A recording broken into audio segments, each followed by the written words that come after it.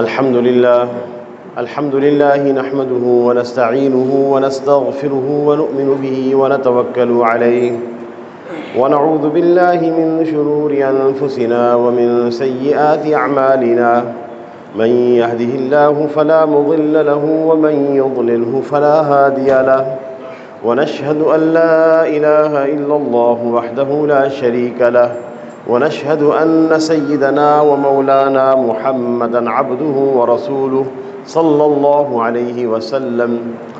أعوذ بالله من الشيطان الرجيم. بسم الله الرحمن الرحيم.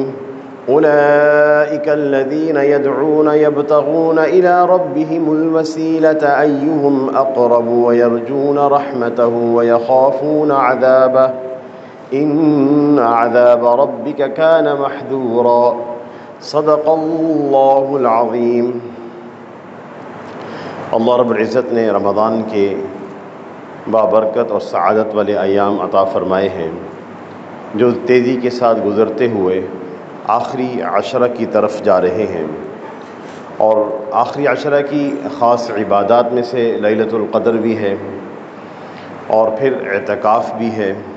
آپ صلی اللہ علیہ وسلم کے ارشاد ہے، المعتکف یعتکف الذنوب کلہا. معتکف تمام گناہوں سے بچ جاتا ہے. ویجری لہ من الحسنات کعامل الحسنات کلہا. اور معتکف کو دنیا بھر میں جہاں جس جگہ کوئی نیکی ہو رہی ہو اس نیکی کا اجر اس معتکف کو دیا جاتا ہے. اس لیے کہ اگر یہ معتکف اعتکاف نہ کر رہا ہوتا تو وہ شاید امکان تھا کہ اس نیکی کو بجا لاتا، لیکن چونکہ اللہ تعالیٰ کے لیے رک گیا ہے اس لیے اللہ جل شانہ کی طرف سے یہ وعدہ ہے کہ چونکہ وہ ہمارے لیے بیٹھ چکا ہے اور ہمارے لیے پابند ہو چکا ہے، لہذا دنیا بھر میں جہاں جس جگہ کوئی بھی نیکی ہے اللہ تعالیٰ اس کا اجر اس معتکف کو عطا فرماتے ہیں.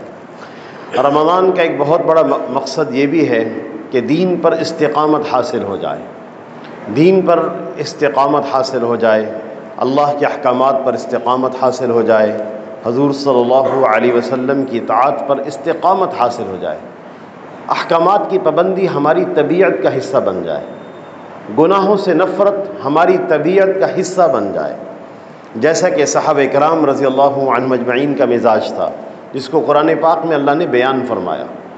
مقصد اس مزاج تک ترقی کرتے ہوئے پہنچنا ہے. وَلَكِنَّ اللَّهَ حَبَّبَ إِلَيْكُمُ الْإِيمَانَ. اللہ تعالیٰ نے تمہارے لیے ایمان کو محبوب بنا دیا ہے. وَزَيَّنَهُ فِي قُلُوبِكُمْ.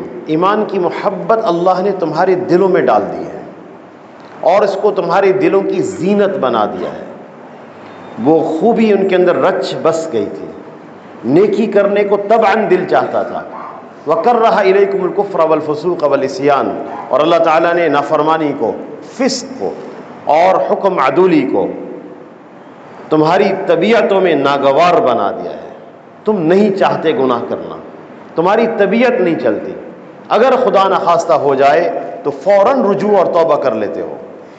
اس کیفیت تک ترقی کرتے ہوئے پہنچنا رمضان سے مقصود ہے. اسی وجہ سے رمضان کے روزوں کے بارے میں فرمایا لعلکم تتقون، تاکہ تمہیں تقوی حاصل ہو جائے. دین پر استقامت کیسے حاصل ہوتی ہے؟ ایک تو اللہ تعالیٰ نے ہمیں رمضان میں اس کے لیے بہت سارے اسباب بھی عطا فرمائے، جیسے لیلۃ القدر بھی اس کا ایک سبب ہے. ان انزلناہ فی لیلۃ القدر وما ادراک ما لیلۃ القدر لیلۃ القدر خیر من الف شہر. لیلۃ القدر 1000 مہینوں سے افضل ہے، یعنی 83 سال 4 ماہ کی عبادت سے افضل ہے. مفسرین نے اس کا معنی یہ لکھا ہے کہ انسان 83 سال 4 ماہ کی عبادت کر کے جس منزل اور جس جگہ جا کر پہنچتا ہے، اللہ جل شانہ لیلۃ القدر کے چند لمحے اگر بندے کو نصیب ہو جائے اللہ تعالیٰ یہ سفر اس کا لمحوں میں طے کروا دیتے ہیں. تو مقصد دین پر استقامت کا حصول ہے. ہم دین پر جم جائیں، شیطان کے اغوا میں نہ آئیں، اللہ کے حکم کے خلاف نہ چلیں. یہ کیسے ممکن ہوتا ہے؟ یہ خوبیاں کیسے حاصل ہو جاتی ہیں؟ دیکھیں، اللہ نے ہماری مدد تو یہ فرمائی کہ ماحول کو موافق بنایا، شیاطین کو بند کیا، دریا کی مچھلیوں تک کو مغفرت کی دعا میں لگایا، ماحول موافق بنایا گیا. ہمارے کرنے کے کام کیا ہیں جس کی وجہ سے دین پر استقامت حاصل ہو جائے؟ آج وہ چند اسباب ذکر کرنے ہیں جن کا تعلق باطنی کیفیات سے ہے.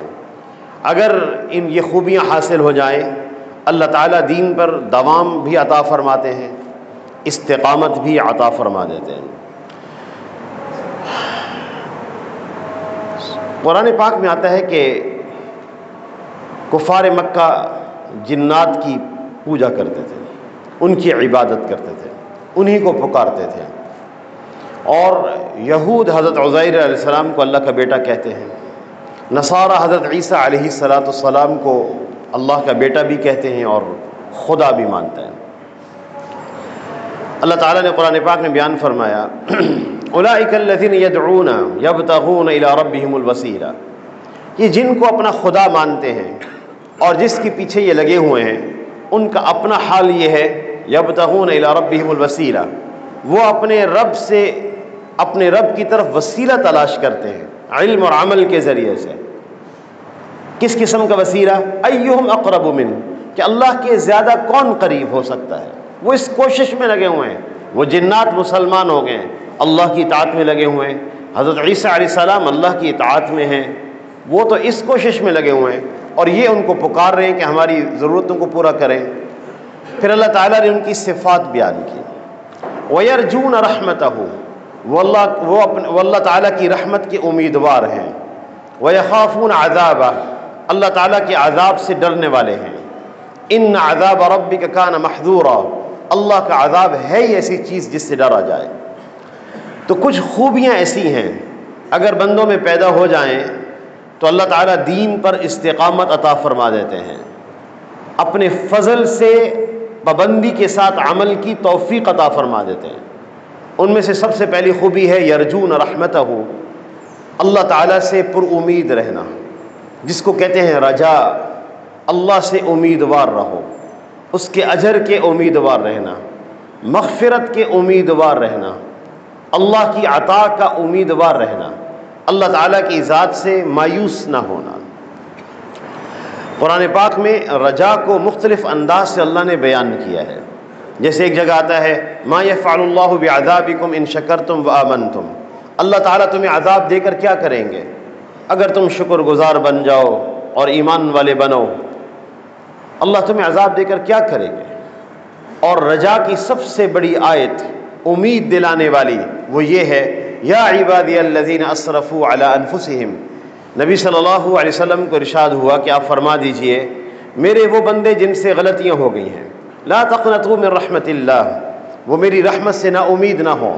ان اللہ یغفر الذنوب جمیعا، اللہ تعالیٰ تمام گناہوں کو معاف فرما دیں گے. اللہ تعالیٰ نے ہمیں اپنی ذات سے پر امید بنایا. اسی وجہ سے نبی صلی اللہ علیہ وسلم کے ارشاد ہے لا یموتن احدکم، تم میں سے کسی شخص کو موت اس طرح نہ آئے الا وهو يحسن الظن باللہ، مگر وہ اپنے رب سے اچھا گمان رکھتا ہو کہ میرا رب میری مغفرت فرما دیں گے. یہ اچھا گمان رکھنا. آپ صلی اللہ علیہ وسلم نے بھی اپنے اصحاب کی تربیت فرمائی کہ اللہ تعالیٰ کی ذات سے پر امید رہیں، مایوس نہ ہوں.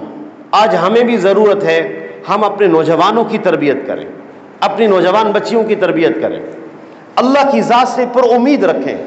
امید ایسی چیز ہے جو انسان کو نیک عمل کی طرف دھکا دیتی، دھکیلتی ہے.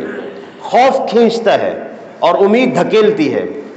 آپ صلی اللہ علیہ وسلم نے اتنی امید دلائی. حدیث قدسی ہے یا ابن آدم، اے ابن آدم لو بلغت ذنوبک عنان السماء، اے ابن آدم اگر تم اتنے گناہ کرو کہ تمہارے گناہ آسمان کی چھت کو جا کے لگ جائیں، ثم استغفرتنی، پھر تم مجھ سے مغفرت مانگو، غفرت لک ولا ابالی، میں تمہارے سارے گناہ معاف کر دوں گا اور مجھے کوئی پرواہ نہیں. آپ صلی اللہ علیہ وسلم چونکہ مربی ہیں، محسن ہیں، آپ تربیت فرماتے تھے اور آپ انتظار کرتے تھے کہ کون سی بات کس وقت کہنی مناسب ہے. آپ اس کے لیے انتظار فرماتے تھے. محدثین نے جہاں اللہ تعالیٰ کی رحمت کا بیان ہے وہاں ایک روایت نقل کی بڑی عجیب کہ ایک جنگ میں کچھ قیدی لائے گئے جس میں ایک عورت تھی جس کا بچہ دودھ پینے والا بچھڑ گیا تھا. وہ عورت دیوانہ وار پھرتی تھی، تلاش کرتی تھی کہ مجھے میرا بچہ مل جائے۔ آخر اس کو بچہ ملا، اس نے اپنے سینے سے لگایا اور اس کو دودھ پلانے لگی۔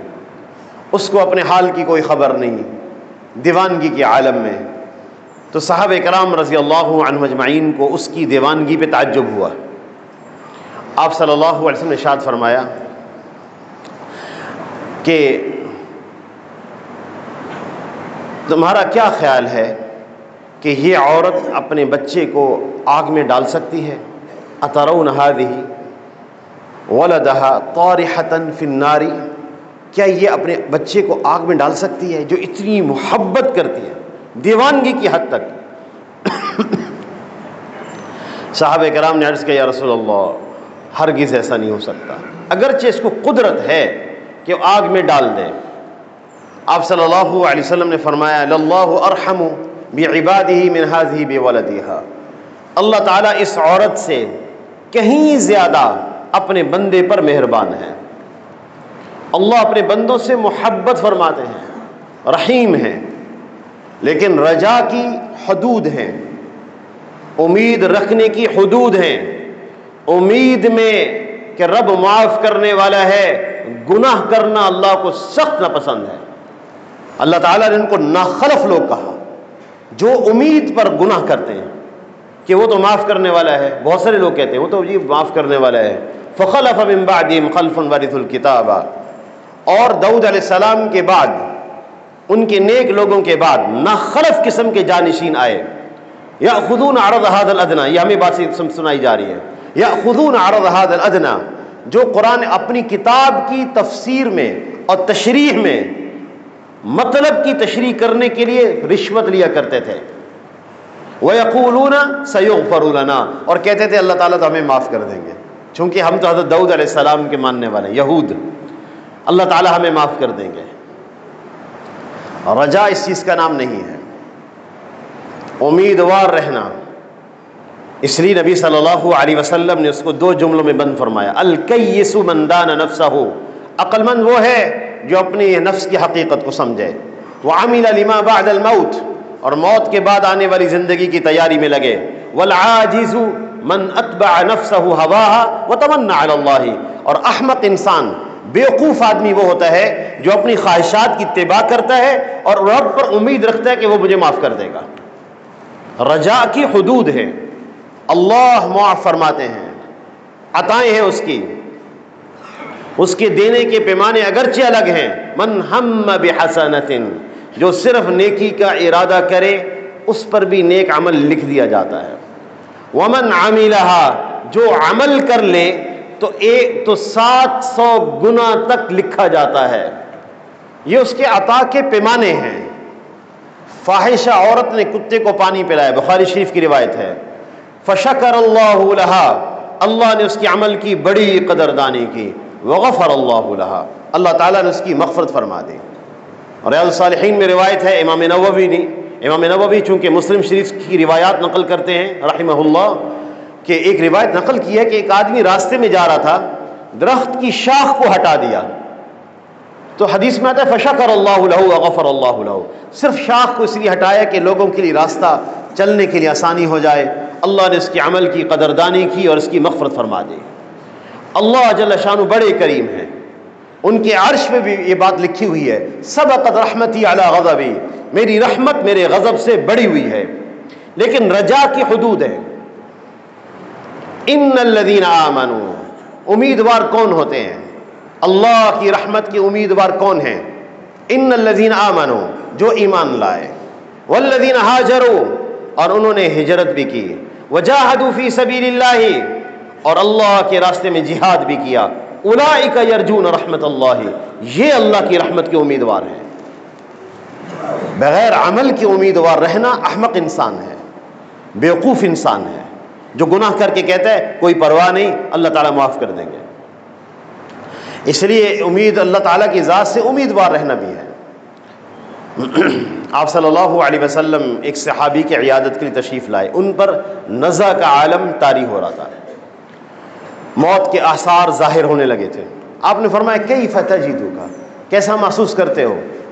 یا رسول اللہ ارجو علی اللہ، وأخاف علی معصیتہ، میں اپنے رب سے رحمت کا امیدوار ہوں کہ اللہ مجھے معاف کر دے گا، اور مجھے اپنے گناہوں سے ڈر بھی لگ رہا ہے۔ آپ صلی اللہ علیہ وسلم نے ارشاد فرمایا جس آدمی میں یہ دو باتیں جمع ہو جائیں، اللہ کی رحمت کا امیدوار بھی ہو اور اس کو اللہ کے گناہوں اپنی نافرمانی کا ڈر بھی ہو، جو اللہ تعالیٰ کی نافرمانی سے ہو گئی، تو جس کا امیدوار ہوتا ہے اللہ وہ عطا فرما دیتے ہیں، جس سے ڈر رہا ہوتا ہے اس سے بچا لیتے ہیں۔ دوسری چیز خوف ہے اللہ کا، یہ خوبی ہے ایمان والوں کی، اللہ سے ڈرنا۔ ایک خوبی رجا ہے، امیدوار رہنا۔ کتنا امیدوار رہنا؟ حدودیں، یعنی جیسے میں نے عرض کیا، عمل صالح بھی کرنا اور پھر امیدوار رہنا۔ دوسری چیز خوف ہے، اللہ سے ڈرنا۔ یہ ایک ایسا عمل ہے جو انسان کو دین پر استقامت عطا فرماتا ہے، استقامت دیتا ہے، اعمال پر، اطاعت پر دوام کا ذریعہ بنتا ہے، آدمی دین پر مستقیم ہو جاتا ہے۔ اللہ سے ڈرنا، اس لیے اللہ تعالیٰ نے فرمایا نبی عبادی، میرے بندوں کو یہ بتا دیں، انی انا الغفور الرحیم، میں بخشنے والا بھی ہوں، مہربان بھی ہوں، اور یہ بھی بتائیں وَأَنَّ عَذَابِي هُوَ الْعَذَابُ الْعَلِيمُ، میرا عذاب بھی پھر دردناک عذاب ہے۔ اعلموا ان اللہ شدید العقاب، میرے بندوں کو بتائیں اللہ سخت سزا دینے والا ہے۔ وَأَنَّ اللَّهَ غَفُورٌ رَحِيمٌ، یہ بھی بتائیں وہ بخشنے والا ہے، مہربان بھی ہے۔ اللہ سے ڈرنا بھی ہے، خوف بھی ایک صفت ہے۔ آپ صلی اللہ علیہ وسلم سے بڑھ کر کون اللہ کا مقرب ہے؟ جتنا ان کو قرب حاصل ہے کسی کو تصور بھی نہیں۔ جو معراج پہ ان کو قرب دیا گیا کسی ملک مرسل اور کسی نبی کو حاصل نہیں، جو ان کو قرب عطا کیا گیا، جو ان کو شرف دیا گیا کائنات میں، وہ کسی کو حاصل نہیں۔ اس کے باوجود خوف کا یہ عالم ہے کہ داڑھی میں سفید بال آئے پہلی دفعہ، تو صحابہ کرام نے عرض کیا یا رسول اللہ قد شبت، آپ صلی اللہ علیہ وسلم کی داڑھی کے بال جو سفید ہیں وہ صحابہ کرام نے گنے ہیں، 13 تک کی تعداد بنتی ہے۔ وہ بھی عاشق کمال تھے جنہوں نے ایک ایک بال بھی گنا ہوا ہے، عاشق تھے، عشاق تھے، ایک ایک چیز پر نگاہ رکھتے تھے۔ کہتے تھے حضور صلی اللہ علیہ وسلم جب تیل لگاتے تھے تو سفید بال کم نظر آتے تھے، جب تیل نہیں لگا ہوتا تھا سفید بال زیادہ نظر آتے تھے، اور پھر تعداد گن کے بتاتے تھے وہ 13 کی تعداد ہے۔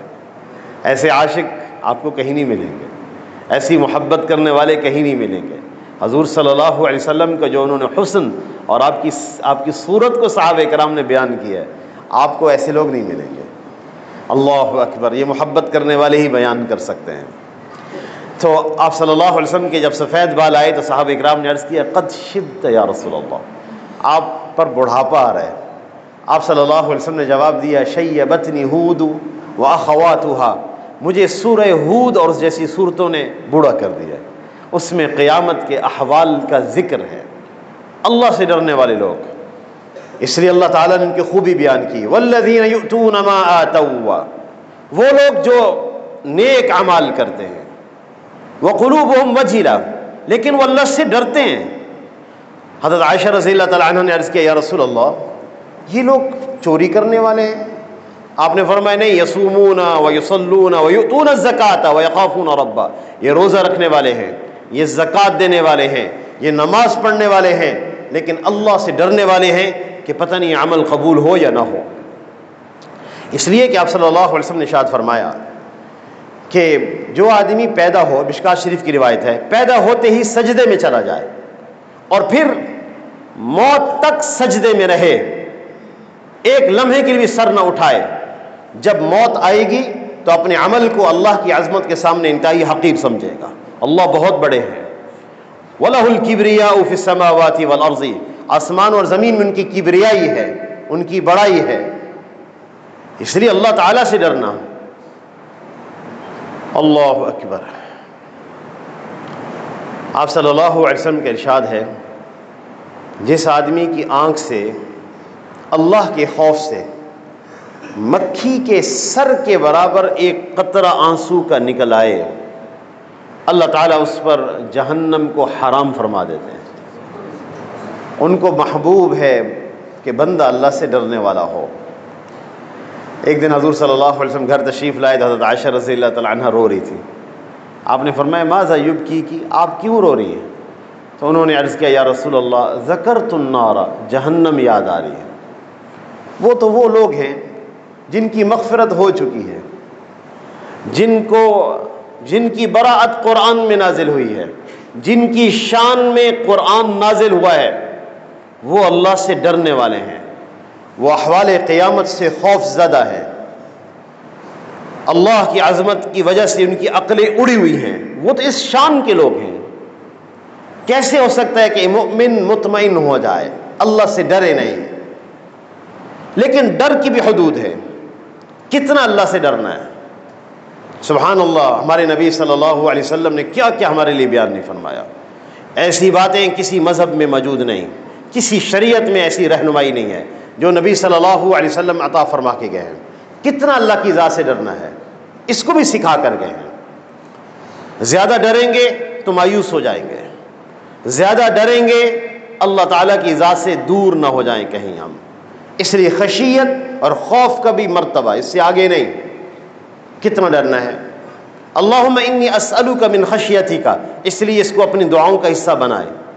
اللہم انی اسألک من خشیتک ما تحول به بیننا وبین معاصیک، اے اللہ میں آپ سے اتنا خوف مانگتا ہوں جو میری اور آپ کی نافرمانی کے درمیان رکاوٹ بن جائے، بس۔ اے اللہ میں اتنا خوف مانگتا ہوں جو میری اور آپ کی نافرمانی کے درمیان رکاوٹ بنے، اس سے آگے نہیں۔ اس سے آگے انسان مایوس ہو جاتا ہے اور اپنی عبادات کو حقیر سمجھنے لگتا ہے کہ جی ہماری عبادت کی پھر کیا حیثیت۔ وہ سجدہ جس کو ہم یہ سمجھ کر کرتے ہیں کہ یہ جبیں اللہ کے سامنے جھک سکتی ہے اور کسی کے سامنے نہیں جھک سکتی، اس کے بارے میں صلحاء نے لکھا ہے زمین و آسمان سے زیادہ قیمتی ہے۔ اس لیے عمل کو حقیر نہیں سمجھا جاتا، نہ سمجھنے کی اجازت۔ تو اللہ تعالیٰ سے ڈرنا بھی ہے، اللہ سے امیدوار رہنا بھی ہے۔ اور تیسری چیز جس کی وجہ سے دین پر استقامت حاصل ہوتی ہے وہ اللہ تعالیٰ کی ذات سے محبت ہے، اللہ سے محبت کرنا۔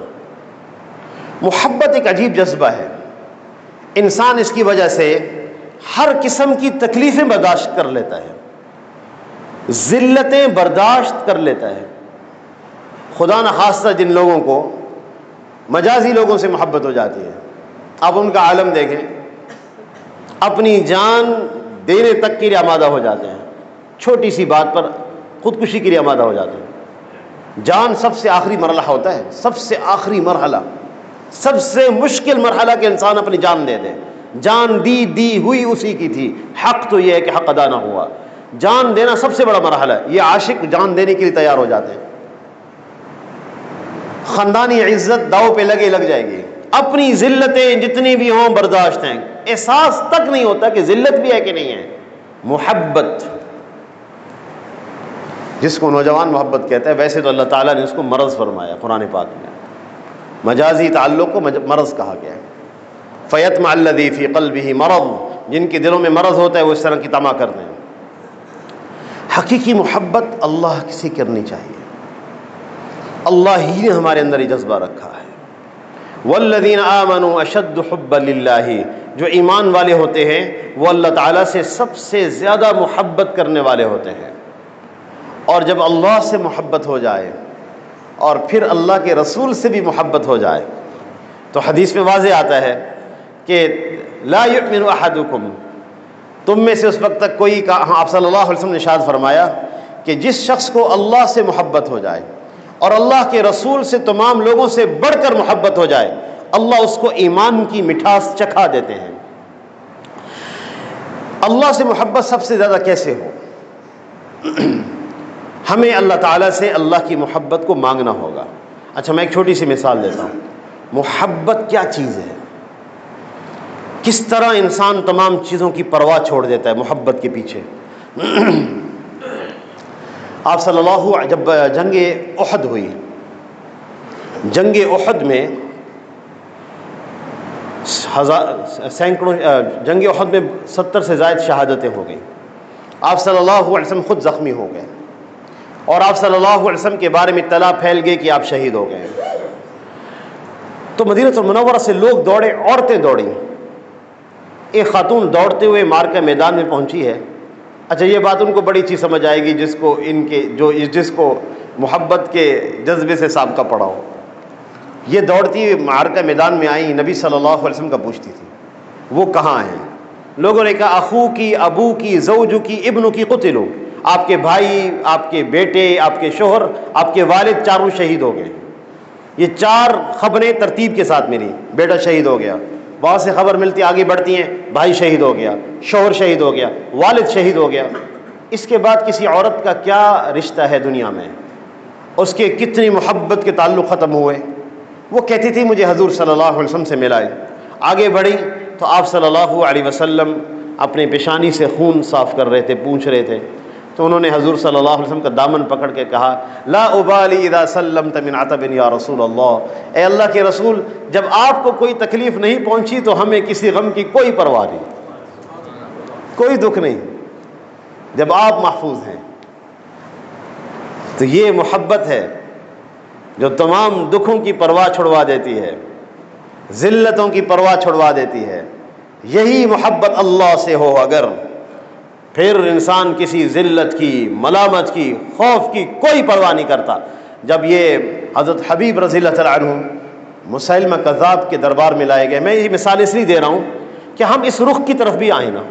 مسیلمہ کے پاس لائے گئے، بطور سفیر تشریف لائے تھے. مسیلمہ نے کہا کہ تم کس کی گواہی دیتے ہو؟ فرمایا میں اس بات کی گواہی دیتا ہوں اللہ ایک ہیں اور محمد صلی اللہ علیہ وسلم اللہ کے رسول ہیں.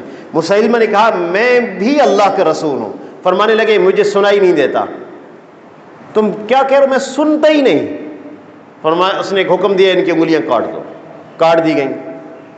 حالانکہ سفیروں کو قتل کرنا کسی بادشاہ کے ہاں بھی روا نہیں تھا. یہ نبی صلی اللہ علیہ وسلم کے قاصد تھے، حضرت حبیب رضی اللہ تعالیٰ عنہ. کہنے لگا اچھا پھر گواہی دو. فرمایا میں اس بات کی گواہی دیتا ہوں کہ اللہ ایک ہے اور رسول اللہ صلی اللہ علیہ وسلم اللہ کے رسول ہیں. کہنے لگا میں بھی اللہ کے رسول ہوں. فرمانے لگے مجھے سنائی نہیں دیتا. فرمایا ان کے اور حصہ کاٹ دو. جسم کا حصہ کٹتا رہا. آخر میں جب شہید ہوتے ہوئے گرے تو فرمایا اشہد ان لا الہ الا اللہ واشہد ان محمد رسول اللہ. محبت اللہ سے، اللہ کے رسول سے. یہ محبت ہمیں اللہ سے مانگنی پڑے گی. اور کس طرح ہم مانگیں وہ بھی نبی صلی اللہ علیہ وسلم ہمیں سکھا کر گئے ہیں. اور آپ صلی اللہ علیہ وسلم کے ارشاد ہے اپنی دعاؤں میں اس کا حصہ بنائیں. ہمیں صرف ہونٹ ہلانے ہیں، اتنی حرکت دینی ہے کہ ہم ہونٹ ہلا لیں. وہ عطا فرمانے والے ہیں. ہم اگر یہ بھی کام نہ کر سکیں تو بڑی بڑی محرومی ہو جائے گی. آپ صلی اللہ علیہ وسلم نے ہمیں تعلیم دی کہ تم اللہ سے یوں مانگو اللہم اجعل حبک احب الاشیاء الی، اے اللہ اپنی محبت کو سب کی محبت پہ غالب فرما دے. اے اللہ اپنی محبت کو سب کی محبت پہ غالب فرما دے. دین کے لیے کوئی خوبی مانگی جائے تو اللہ تعالیٰ ضرور عطا فرما دیتے ہیں. اس لیے جب اللہ تعالیٰ کی ذات سے پر امید ہوں، ہم اللہ تعالیٰ کی ذات سے ڈرنے والے بھی ہوں اور اللہ کی ذات سے محبت کرنے والے ہوں، اللہ ہمیں دین پر استقامت عطا فرما دیں گے، جو رمضان سے بھی مقصود ہے، لیلۃ القدر سے بھی مقصود ہے اور اعتکاف سے بھی مقصود ہے. اللہ تعالیٰ ہم سب کو عمل کی توفیق عطا فرمائے. وآخر دعوانا ان الحمد للہ رب العالمین.